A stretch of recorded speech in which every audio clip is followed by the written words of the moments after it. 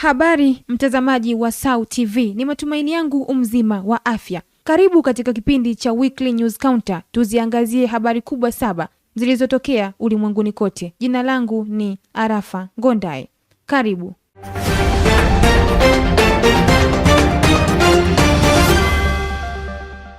Jamii ya Watigray wanaoishi katika maeneo yenye mzozo kaskazini mwa Ethiopia inaendelea kukumbwa na hali ngumu ya maisha, ikikabiliwa na ubaguzi wa kimfumo, vizuizi vya uhuru na kukamatwa kiholela. Ripoti mpya ya Human Rights Watch inaonya kuwa vitendo hivyo vinaweza kufikia kiwango cha uhalifu dhidi ya ubinadamu. Ian Frank ana undani wa ripoti hii. Jamii ya Watigray wanaoishi katika maeneo yenye mzozo kaskazini mwa Ethiopia wanaendelea kukumbwa na mateso makubwa, huku ripoti mpya ya Human Rights Watch ikionya kuwa vitendo vinavyofanywa dhidi yao vinaweza kufikia kiwango cha uhalifu dhidi ya binadamu. Ripoti hiyo inaeleza kuwa ubaguzi wa kimfumo, ukandamizaji na ukosefu wa haki bado umeenea katika eneo la magharibi mwa Tigray. Kwa mujibu wa uchunguzi huo, mamlaka za eneo hilo pamoja na vikosi vya usalama vinaodaiwa kuwanyima Wanatigray haki zao za kimsingi, ikiwa ni pamoja na uhuru wa kutembea, kupata ajira na huduma muhimu kama afya na fedha. Hali hii imewafanya wengi wao kuishi maisha ya hofu na utegemezi, wakizuiwa kushiriki kikamilifu katika shughuli zao za kijamii na kiuchumi. Ripoti hiyo inaeleza kuwa Watigray wanaokabiliwa na vitendo vya kukamatwa kiholela na kuwekwa kizuizini, mara nyingi bila sababu za msingi. Baadhi ya waliokamatwa wanadai kuwa kupitia mateso, vipigo na kunyimwa mahitaji muhimu, hali inayozidisha hofu na ukosefu wa usalama katika jamii hiyo. Latitia Bada, naibu mkurugenzi wa Afrika katika Human Rights Watch, amesema kuna dalili kuwa mamlaka za Ethiopia na washirika wao wanapuuza kwa maksudi hali ya Watigray. Amesisitiza kuwa raia hao wanachukuliwa kama watu wa daraja la pili, jambo linalochochea ubaguzi na mateso ya muda mrefu. Aidha, licha ya makubaliano ya amani ya mwaka 2022 yaliyolenga kumaliza vita vya wenyewe kwa wenyewe, eneo la magharibi mwa Tigray bado linathibitiwa na vikosi vya Amhara.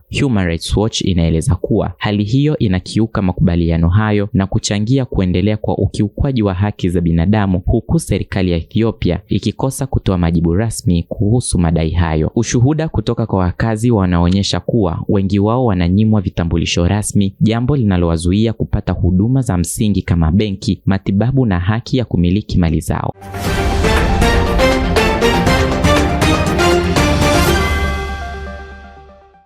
Mahakama ya Kimataifa ya Uhalifu na Makosa ya Jinai ICC imetupilia mbali rufaa ya rais wa zamani wa Ufilipino Rodrigo Duterte dhidi ya kesi inayomkumba, hasa ile ya kuamuru mauaji ya maelfu ya watu nchini humo. Uamuzi wa kesi hiyo unakuja mapema Jumatano, mara baada ya kukamatwa kwake Machi 2025, punde tu mauaji ya halaiki yalipotekelezwa na jeshi la nchi hiyo. Tuungane na Ronaldo Komba kwa undani wa taarifa hii.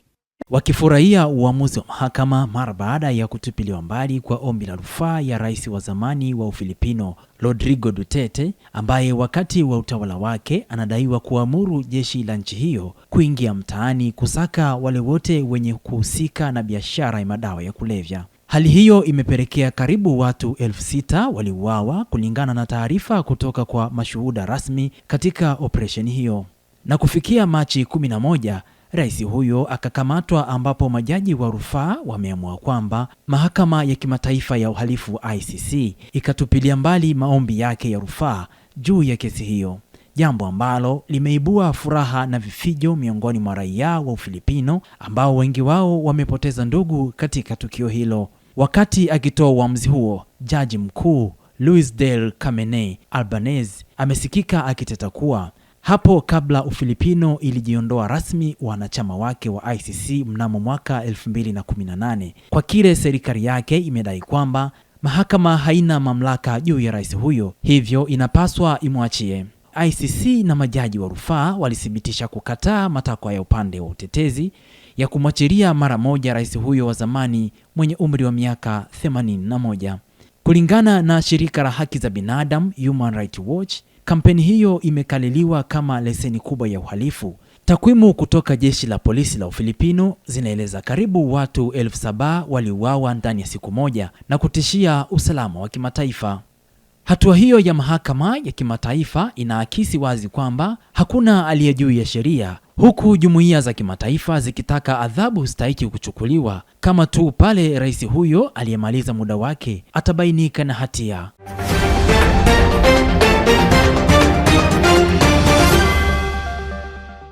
Rais wa Marekani Donald Trump ameongeza muda wa usitishaji mapigano kwa wiki 3 katika vita iliyokuwa inaendelea kati ya Israel na Hezbollah. Kwa undani wa taarifa hii, tuungane na Jackson Ndaro.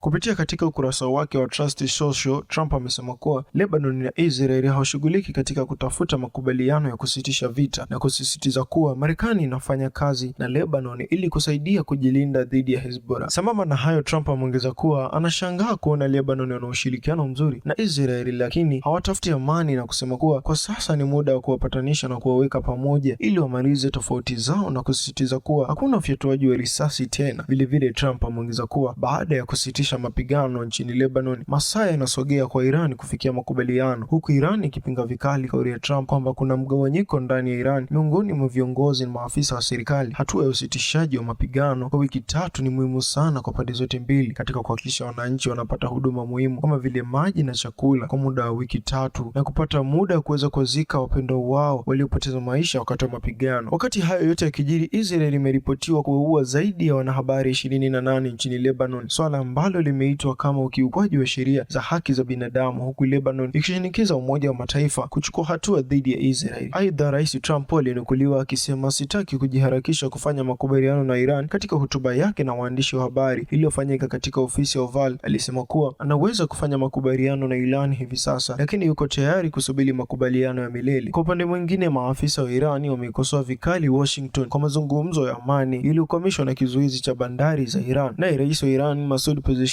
amenukuliwa akisema Tehran inataka mazungumzo na makubaliano, lakini uvunjifu wa ahadi, vizuizi na vitishio ndivyo vikwazo vikuu vinavyopelekea kutokuwa na mazungumzo ya kweli.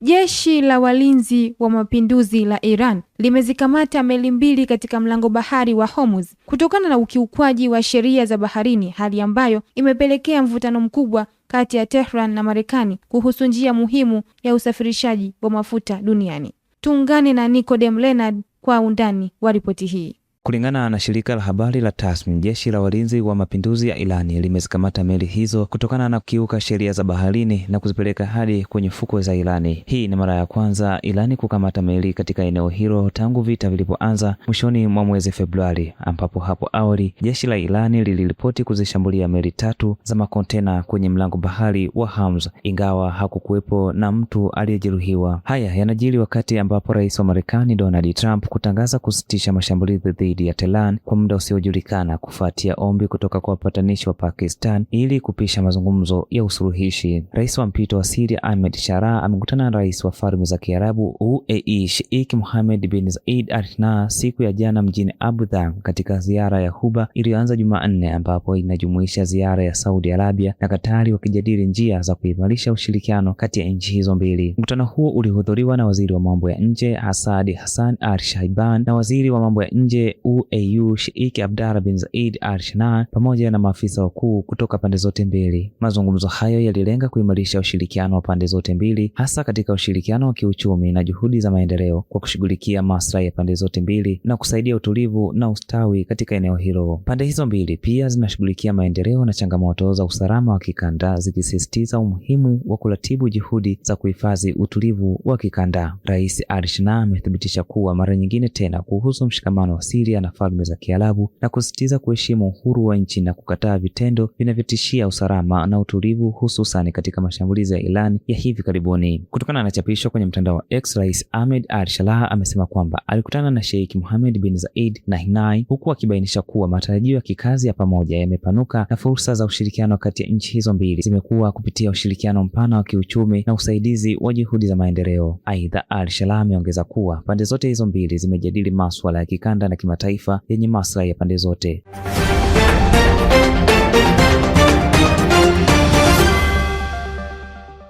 Rais wa Afrika Kusini Cyril Ramaphosa amemsimamisha kazi aliyekuwa mkuu wa polisi wa taifa Fanny Masemola kufuatia kuibuka kwa kashfa kubwa ya zabuni ya huduma za afya yenye thamani ya dola milioni 20 ambayo imeitikisa nchi hiyo. Ripoti ya kina inaletwa kwako na mwandishi wetu Sabina Mkinga.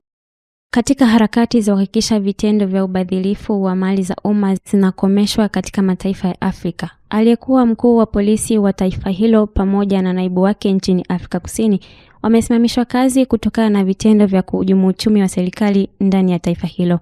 Kashfa hii imeongeza orodha ndefu ya tuhuma za ufisadi ambazo zimekuwa zikizorotesha imani wananchi kwa chama tawala, hasa wakati huu ambapo nchi inaelekea kwenye uchaguzi wa serikali za mitaa unaotarajiwa kuwa kipimo muhimu cha mtazamo wa wapiga kura. Aidha, kamishna wa polisi wa taifa Fanny Masomora anatuhumiwa kukiuka sheria za ununuzi wa umma kupitia zabuni ya mwaka 2024 ambayo baadaye ilifutwa. Ilihusishwa utoaji wa huduma za afya kwa kampuni inayomilikiwa na mfanyabiashara Vusi Muzikati Matlala. Akizungumza na waandishi wa habari, Ramaphosa amesema uamuzi wa kusimamisha Masomora unachukuliwa kwa tahadhari kutokana na uzito wa tuhuma hizo, akisisitiza kuwa nafasi ya kamishna wa polisi ni nyeti na inahitaji uadilifu wa hali ya juu. Nikinukuu, anasema mfumo huo wa kuhakikisha ni mchakato muhimu wa uboreshaji na ujenzi mpya, mwisho wa kunukuu. Rais huyo pia ametangaza kuwa afisa mkuu wa fedha wa polisi Pulek Dipman atachukua nafasi ya kamishna, akimtaja kuwa ni kiongozi mwenye taaluma na uadilifu unaohitajika katika kipindi hiki cha mpito ndani ya serikali ya Afrika Kusini. Pamoja na hayo, Rais Ramaphosa ameweka wazi kuwa uchaguzi dhidi ya maafisa wa polisi unaendelea, akisisitiza kuwa mchakato huo ni sehemu ya juhudi za kusafirisha na kujenga upya taasisi za usalama ili kurekebisha imani ya umma na kuchochea utendaji kazi bora kwa viongozi wote. Kwa muda mrefu, wakosoaji pamoja na chama cha upinzani cha Democratic Alliance wamekuwa wakimshinikiza rais kuchukua hatua dhidi ya Masomora, wakitaka uchunguzi wa kina ufanyike ili kubaini iwapo bado anafaa kuendelea kushikilia wadhifa huo. Masomora alifikishwa mahakamani mapema wiki hii akikabiliwa na mashtaka manne ya kukiuka sheria za fedha za umma, lakini kesi hiyo imeahirishwa hadi Mei 13 mwaka huu, huku akikanusha vikali tuhuma zote zinazomkabili. Katika sakata hilo, waendeshaji mashtaka wanatarajia kumfungulia kesi pamoja na washtakiwa wengine 16 akiwemo Maithalala, huku uchunguzi wa kina ukiendelea kuchunguza madai ya uhusiano kati ya maafisa wa juu wa serikali na mitandao ya uadilifu uliofanywa, hali inayozidi kuibua wasiwasi mkubwa miongoni mwa wananchi wa Afrika Kusini.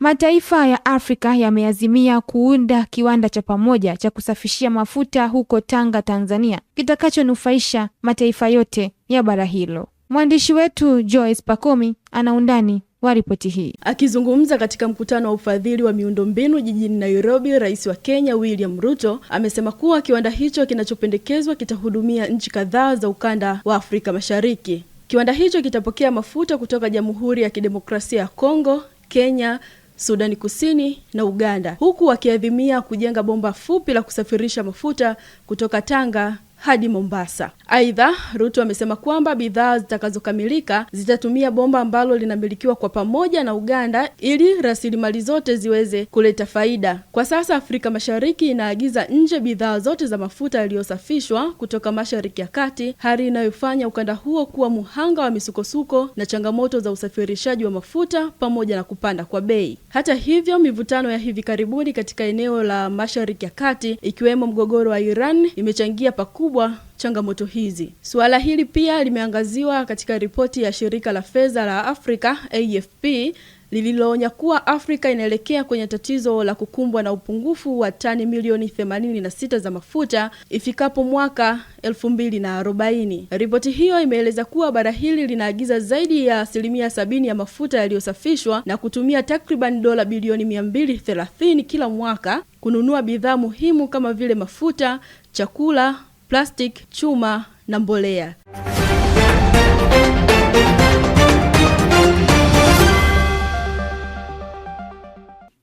Kiongozi wa kanisa Katoliki Papa Leo wa 14 amemaliza ziara yake ya kitume ya siku 10 barani Afrika akiwa nchini Equatorial Guinea. Mwandishi wetu Donald Mwambuluma anatupa undani wa taarifa hii.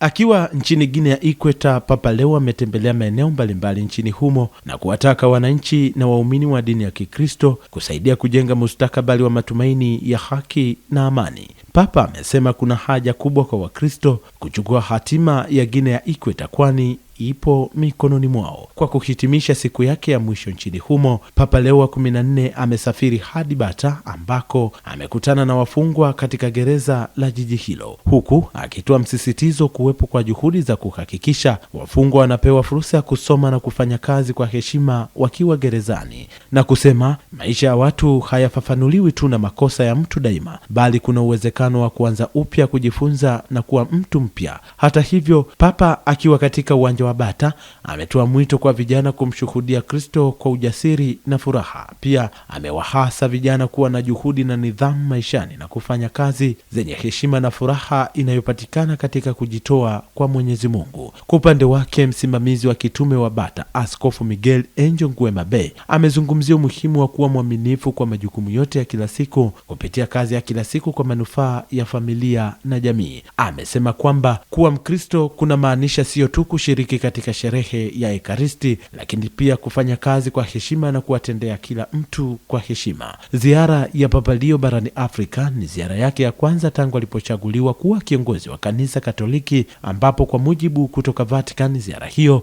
imelenga kupambana na rushwa, kuhimiza uongozi bora na demokrasia ya kweli inayoheshimu haki za kibinadamu. Mtazamaji, hadi kufikia hapa, huu ndio mwisho wa habari hizi. Endelea kutufuatilia katika mitandao yetu ya kijamii kama Instagram, Facebook pamoja na TikTok kwa jina la SAU TV. Kwa niaba ya jopo zima la uandaaji wa kipindi hiki, jina langu ni Arafa Ngondae.